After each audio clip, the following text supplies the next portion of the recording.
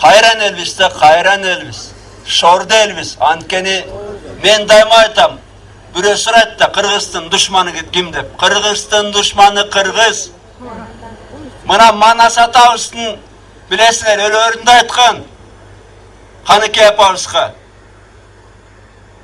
талассага жер болбойт, таластар эл болбойт деп Ташкентке качырган, Ташкентке.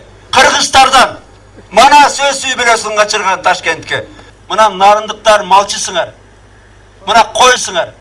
20 жыл тазалабаса, анан кыгын бир күндө тазаласа болобу же? Билесиңер, таш болуп калат тазаланбай. Мына айтпай жүргөм, чындыкты айтайын мына. Кечирип койгула катыраак десе, мен билесиңер, акты ак деп, караны кара деп айтам. Мына Нарын дарыясына экология жагынан эң жаман таасир эмне берет?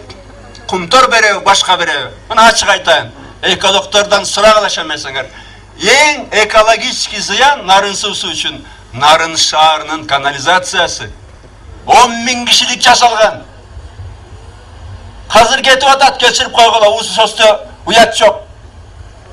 Ар кайсы нерсеси.